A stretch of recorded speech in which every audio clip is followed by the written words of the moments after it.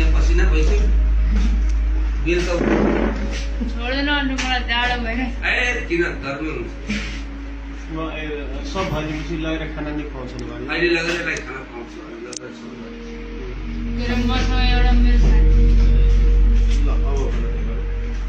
मसँग मेरो एउटा साथी थियो होइन प्रत्येक खड्का गर्ने त्यसले मलाई भनेको थियो के अरे हिँड्नु त कुनै के अरे सानो बच्चा छ भने त्यसलाई किडन्याप गरेर सेक्स गरेर नि मारिदिने भनेछ अनि त्यो त उता भाग्यो घर अनि घर भागेपछि म त्यही बसेँ नि त यो गर्ने बेलामा तिम्रो दुईजना थियो को प्रदीप खड्का के तिमीसँगै काम गर्छ कि होइन ऊ पढ्छ ऊ पढ्छ कहाँ बस्ने कता हो ऊ पनि सिमरामै हो सिमरामै बस्ने हो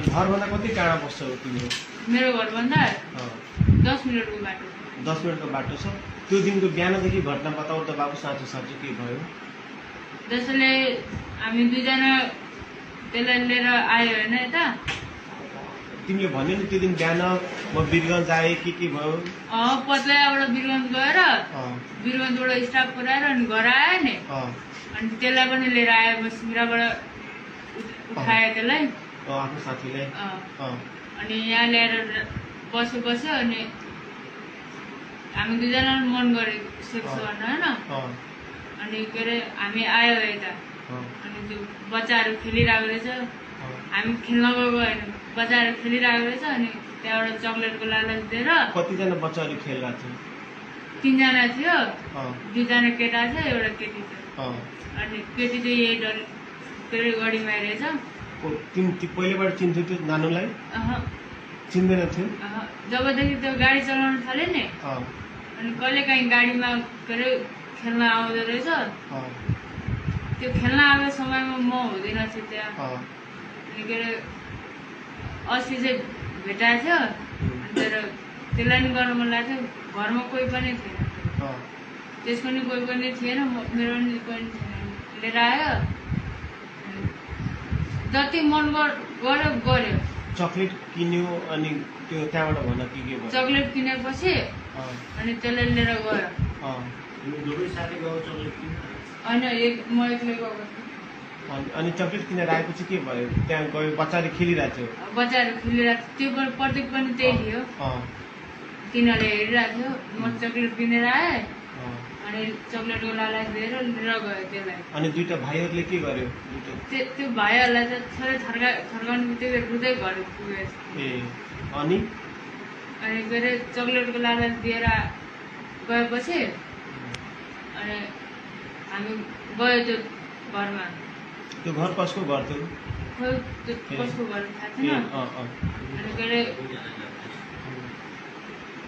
हामी यताउता हेऱ्यो मान्छे छैन भनेर होइन मान्छे थिएन अनि म आएँ म पहिला सुरुमा छिरेँ होइन अनि पछि केटी छिर्यो बहिनी छिर्यो अनि पछि लास्टमा प्रत्येक छिर्यो होइन अनि म जबसम्म मन भएन नि तबसम्म गऱ्यो त्यसले गऱ्यो म यत्तिकै हेरेर बसिरहेको मेरो त एकचोटि उयो गर्नु बित्तिकै निक्लिहाल्यो अनि के अरे त्यसले जति मनसम्म गऱ्यो कति रसीहरू बाँधेको थियो नि त्यो बेला त्यतिखेर नि यहाँ मात्रै बाँधेको थियो मैले पक्रेर बसिरहेको थिएँ त्यसले उयो गरेर बसिरहेको थियो होइन अनि के अरे जब त्यसको नि भयो नि अनि त्यसले भने यसले त यो उठ्यो बिहोसबाट उठ्यो भने नि यसले हामीलाई भनिदिन्छ यसलाई गएर मार्दै भनेर अनि त्यो गयो गाडी लिएर गयो त्यसलाई नि गाडी चलाउन आउँछ स्कुल पढ्नु भयो भने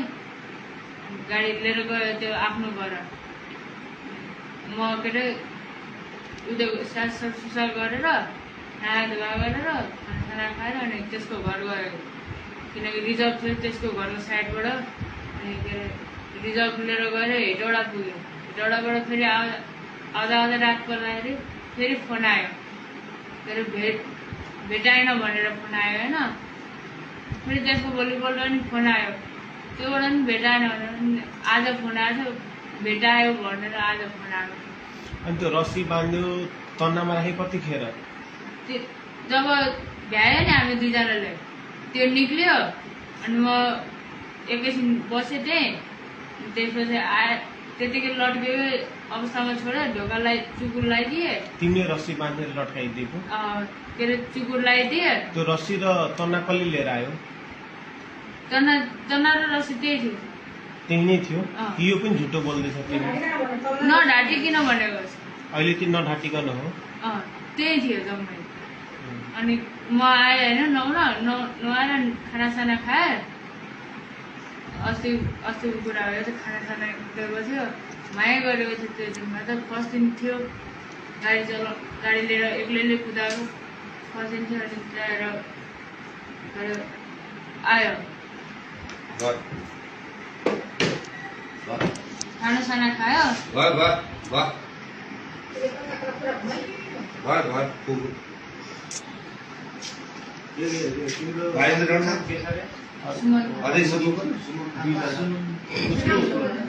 सुमन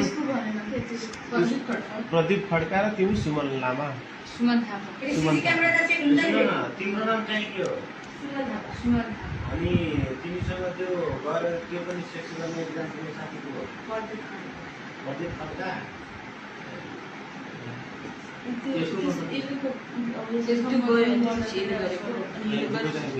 पहिला उसले गर्यो अनि उसले गर्दा उसले समातेको थियो? पहिला तिमीले गर्यो? अनि पहिला त्यसले गर्यो अनि पछि मैले गर्दाखेरि चाहिँ त्यो भयो। के भयो? मेरो झरिहाल्यो क्या एकैछिन।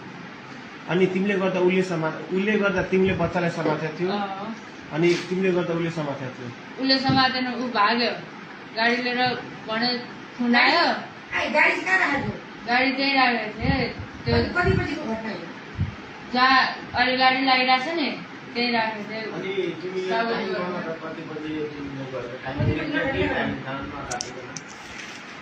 9 बजे ठ्याक्कै भ्याएर अनि घरमा गयो।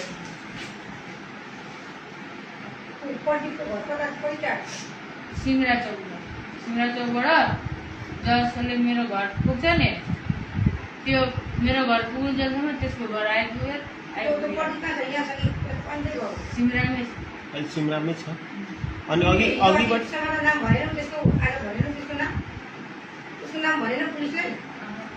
डर लागेको थियो हल्का, किन म त सिमरामा छु, एक्लै छु, छुटिहाल्छु जस्तो लाग्यो मलाई नै। लास्टमा म कलाई नै आइपुग्नु पऱ्यो नि त, त्यसले हल्का डर लाग्यो भनेर त्यो पनि खलासी नै हो?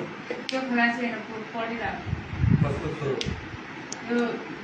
त्यसको मम्मीको नाम चाहिँ थाहा छैन।